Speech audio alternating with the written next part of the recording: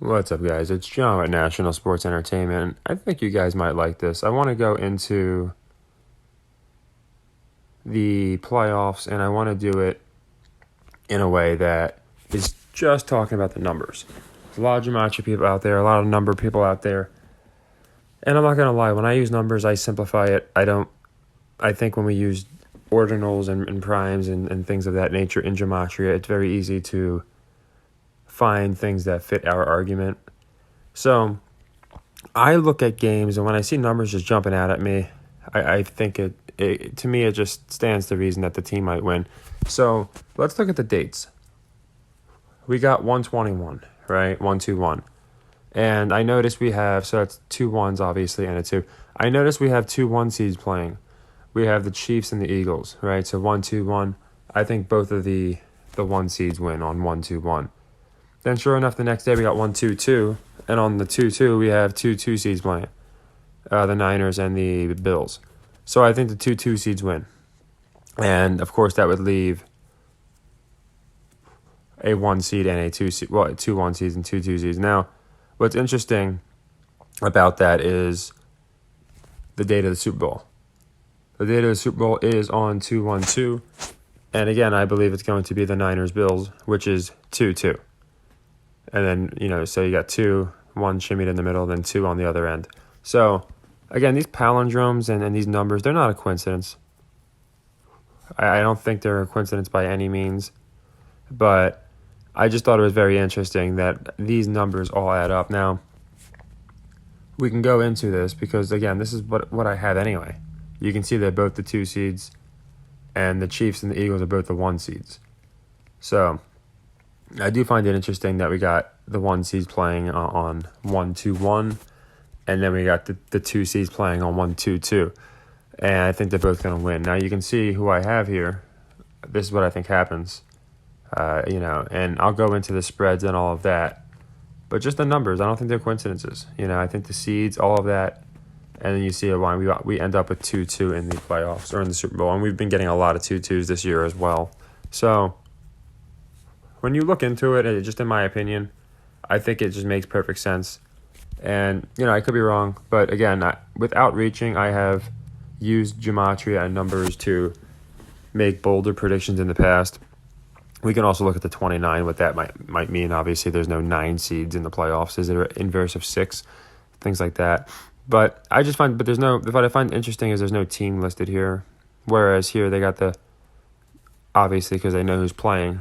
But right under the number, we got the team. So nothing crazy, but yeah, I think on 1-2-1. And again, it happens to be a palindrome date, just like the Super Bowl. They don't do that on accident, 1-2-1. But on 1-2-1, I like the 2 1s to win. And on 1-2-2, I like the 2 2s to win. I think that's as basic as we need to get. And I just we'll see how it ages. We'll see if the 1s and the 2s hold up. And we'll see if my WWE logic holds up as far as the Super Bowl. At this point, I wouldn't be surprised if DeMar did return and play in the Super Bowl.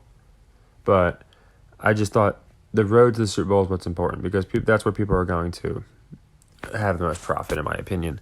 So this week, again, we'll look into if Dallas is able to cover San Francisco or if the Giants are able to cover Philly, because I don't see it happening, or the win happening, but they might cover.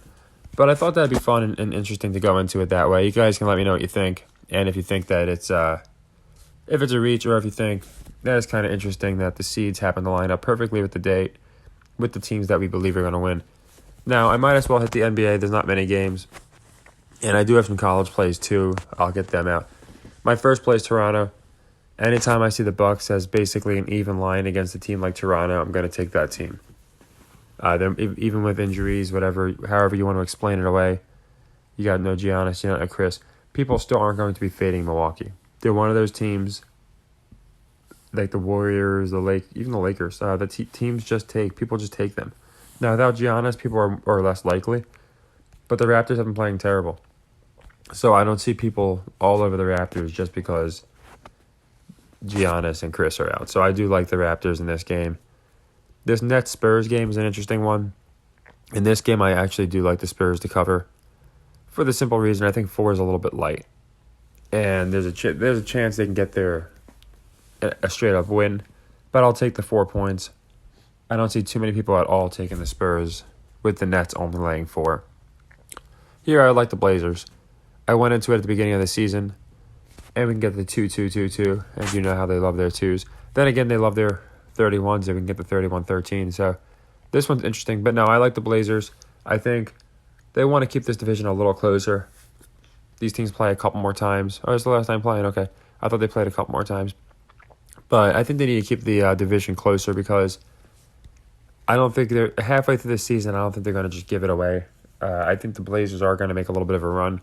And to me, it makes sense that they win this game and go on a little bit of a streak here. So earlier this season, I said there's some games where people can make money on Portland. Here, they probably could on the money line. I'm going to take the spread to be safe.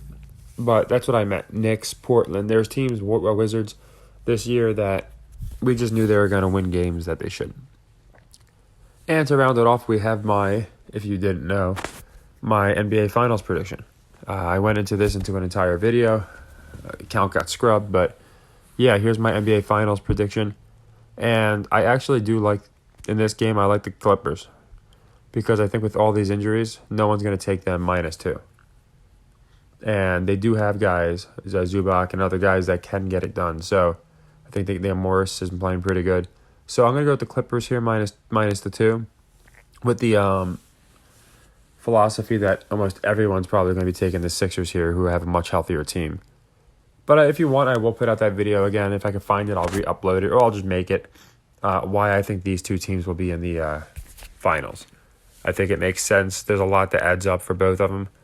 But I just figured I'd hit our basketball games. And I'll make sure to get out college. There's not a ton. College is, I play a very specific metric. So it really just matters how teams are doing against the spread. I can't name one player on these teams in college, yet we hit at about a 70% rate in college. And it's because we play the metrics. So that's what I like for the NBA. I thought the numbers was interesting. I wanted to go into that because I think that's going to determine who our seeds are. And again, I think it's just interesting how it just perfectly adds up with the dates. And I do, it just happens to line up with who I've liked for a while. Buffalo, San Francisco. And this week, Kansas City and Philly winning, and then obviously Buffalo and San Francisco winning. So we'll go into the spreads, how much we think they win by. The Jags, I could see making it close again, so we'll go into all that. But I really wanted to go into the numbers and hit our NBA schedule since it starts pretty soon. So take care and happy earnings.